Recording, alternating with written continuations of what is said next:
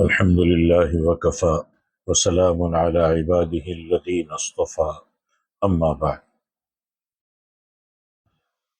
سیرت سیریز کا سلسلہ چل رہا ہے اور آج اس کا تیسرا حصہ ہے۔ کل میں نے آپ صلی اللہ علیہ وسلم کے دادا عبد المطلب تک کے کچھ حالات سنائے تھے۔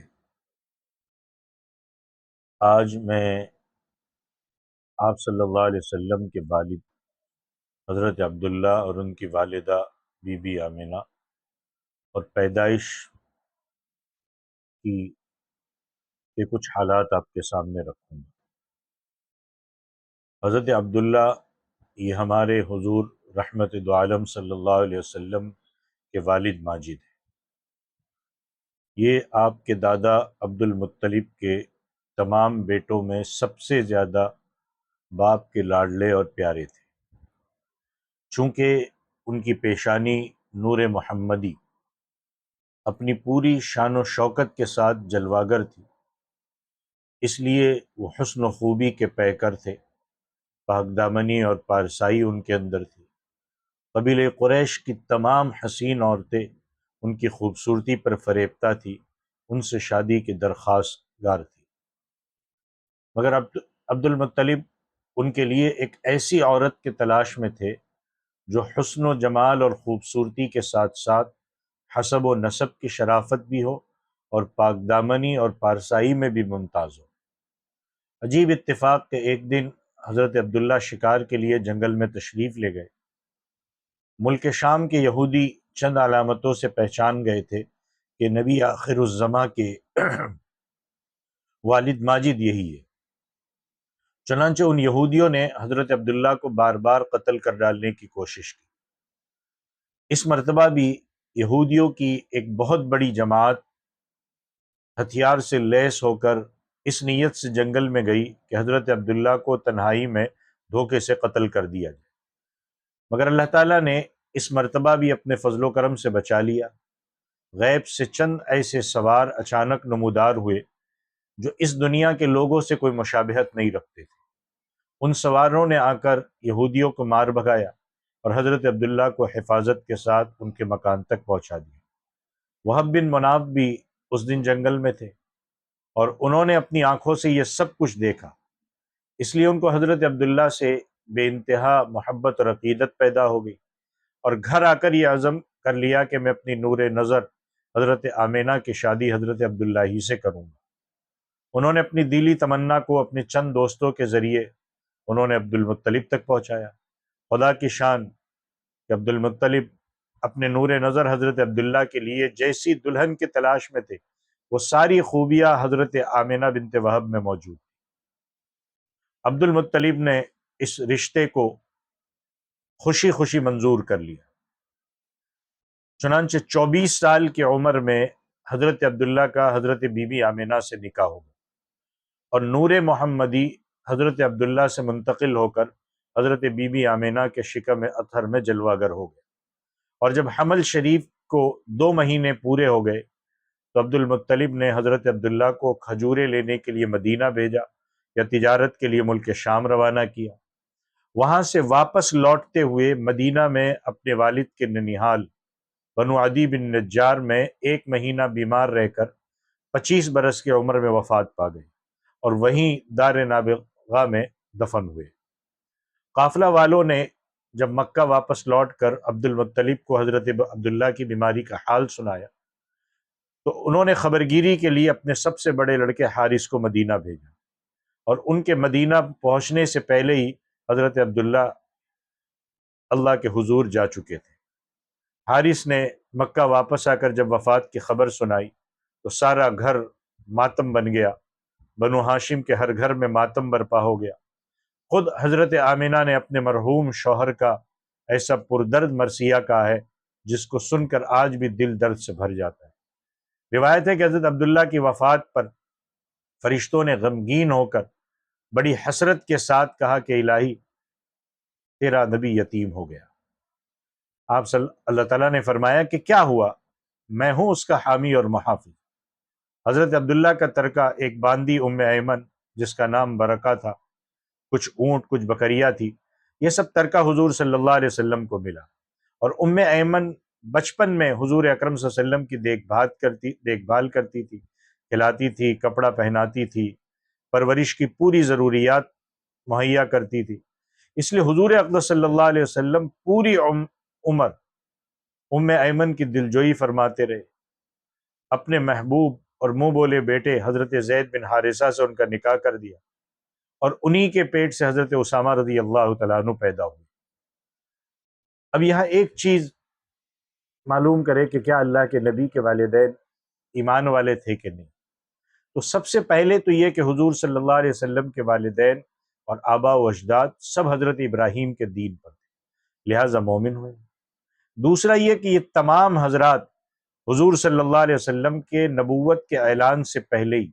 ایسے زمانے میں وفات پا گئے جو زمانہ فترت کا کہلاتا، یعنی جس میں کوئی نبی نہیں تھا، اور ان لوگوں تک حضور صلی اللہ علیہ وسلم کی ایمان کی دعوت پہنچی نہیں، لہٰذا ہرگز ان حضرات کو کافر نہیں کہا جا سکتا، بلکہ ان لوگوں کو مومن ہی کہا جائے۔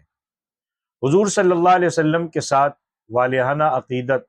اور ایمانی محبت کا یہی تقاضا ہے کہ حضور صلی اللہ علیہ وسلم کے والدین، ان کے تمام آبا و اجداد، بلکہ تمام رشتہ داروں کے ساتھ ادب و احترام کا التزام رکھا جائے، سوائے ان رشتہ داروں کے جن کا کافر اور جہنمی ہونا قرآن و حدیث سے یقینی طور پر ثابت ہے، جیسے ابو لہب ہے، اس کی بیوی ہے، یا جو بھی ہو۔ باقی تمام رشتہ داروں کا ادب رکھنا لازم ہے، کیونکہ جن لوگوں کو حضور صلی اللہ علیہ وسلم سے نسبت حاصل ہے، ان کی بے ادبی، ان کی گستاخی یقیناً حضور صلی اللہ علیہ وسلم کی تکلیف کا سبب ہوگا۔ اور اب آپ قرآن کا فرمان پڑھ چکے ہیں کہ جو اللہ عز و جل اور اس کے رسول کو تکلیف دیتے ہیں وہ دنیا اور آخرت میں ملعون ہے۔ اب نبوت کے برکات کا ظہور، جس طرح سورج کے نکلنے سے پہلے ستاروں کی روپوشی، صبح صادق کی سفیدی، شفق کی سرخی سورج نکلنے کی خوشخبری دینے لگتی ہے، اسی طرح آفتاب رسالت کا طلوع کا زمانہ جب قریب آیا تو پورے عالم کے اطراف میں بہت سے ایسے عجیب واقعات، عادت کے خلاف ایسی علامتیں ظاہر ہوئی جو ساری کائنات کو جھنجھوڑ کر یہ بشارت دینے لگی کہ اب رسالت کا آفتاب اپنی پورے آب و تاب کے ساتھ طلوع ہونے والا ہے۔ چنانچہ اصحاب فیل کی ہلاکت کا واقعہ، اچانک رحمت کی بارش سرزمین عرب پر برسنا، اس کا سرسبز و شاداب ہونے کا واقعہ، برسوں کی قحط سالی دور ہو کر پورے ملک میں خوشحالی کا دورہ ہونے کا واقعہ، بتوں کا منہ قبل گر پڑنا، فارس کے مجوسیوں کی 1000 سال سے جلائی ہوئی آگ کا ایک لمحے میں بجھ جانا، کسریٰ کے محل کا زلزلہ، اس کے 14 کنگروں کا گر جانا، ہمدان اور قم کے درمیان 6 میل اور لمبے اور 6 میل چوڑے بحر ساوا کا ایک خشک ہو جانا، شام اور کوفہ کے درمیان وادی سماوا کی خشک ندی کا اچانک جاری ہو جانا، حضور صلی اللہ علیہ وسلم کی والدہ کے بدن سے ایک ایسے نور کا نکلنا جس سے بصرہ کے محل روشن ہو گئے۔ یہ سارے واقعات اسی سلسلے کی کڑیاں ہے جو حضور صلی اللہ علیہ وسلم کی تشریف آوری سے پہلے ہی مبشرات بن کر عالم کائنات کو خوشخبری دینے لگی۔ حضرات انبیاء کرام سے نبوت کے اعلان سے پہلے جو عادت کے خلاف اور عقل کو حیرت میں ڈالنے والے واقعات صادر ہوتے ہیں، ان کو شریعت کے اصطلاح میں ارہاس کہتے ہیں، اور نبوت کے اعلان کے بعد جو واقعات ظاہر ہوتے ہیں ان کو معجزہ کہا جاتا ہے۔ اس لیے ابھی جو میں نے تمام واقعات ذکر کیے یہ ارہاس ہے جو حضور صلی اللہ علیہ وسلم کی نبوت کے اعلان کرنے سے پہلے ظاہر ہوئے، جن کو ہم نبوت کے برکات کے عنوان سے بیان کر سکتے ہیں۔ اس قسم کے واقعات جو ارہاس کہلاتے ان کی تعداد بہت زیادہ ہے۔ ان میں سے میں نے کچھ کا ذکر کیا، چند اور بھی سن لیجیے۔ محدث ابو نعیم نے اپنی کتاب دلائل النبوہ میں حضرت عبداللہ ابن عباس کی روایت سے یہ حدیث بیان کی ہے کہ جس رات حضور صلی اللہ علیہ وسلم کا نبوت کا نور حضرت عبداللہ کی پیٹھ سے حضرت آمنہ کے پیٹ میں منتقل ہوا، روئے زمین کے تمام چوپایوں خصوصاً قریش کے جانوروں کو اللہ نے بولنے کی طاقت عطا فرمائی، اور انہوں نے بزبان فصیح یہ اعلان کیا کہ آج اللہ کا وہ مقدس رسول اپنی ماں کی پیٹ میں جلواگر ہو گیا جس کے سر پر تمام دنیا کی امامت کا تاج ہے، اور جو سارے عالم کو روشن کرنے والا چراغ ہے۔ مشرق کے جانوروں نے مغرب کے جانوروں کو بشارت دی،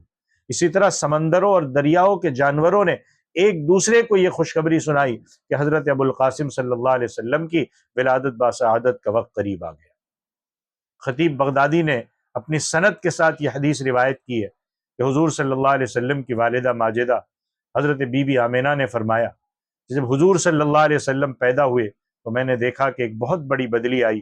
جس میں روشنی کے ساتھ گھوڑوں کے ہنہنانے، پرندوں کے اڑنے کی آواز تھی، اور کچھ انسانوں کی بولیاں بھی سنائی دیتی تھی۔ پھر ایک دم حضور میرے سامنے سے غائب ہو گئے، اور میں نے سنا کہ ایک اعلان کرنے والا اعلان کر رہا ہے کہ محمد صلی اللہ علیہ وسلم کو مشرق اور مغرب میں گشت کراؤ، اور ان کو سمندروں کی بھی سیر کراؤ، تاکہ تمام کائنات کو ان کا نام، ان کا حلیہ، ان کی صفت معلوم ہو جائے، اور ان کو تمام جاندار مخلوق یعنی جنات اور انسان، فرشتے، چرندوں اور پرندوں کے سامنے پیش کرو۔ انہیں حضرت آدم کی صورت، حضرت شیش کی معرفت، حضرت نوح کی شجاعت، حضرت ابراہیم کی خلت، حضرت اسماعیل کی زبان، حضرت اسحاق کی رضا، حضرت صالح علیہ السلام کی فصاحت، حضرت لوط علیہ السلام کی حکمت، حضرت یعقوب علیہ السلام کی بشارت، حضرت موسیٰ کی شدت، حضرت ایوب علیہ السلام کا صبر، حضرت یونس علیہ السلام کی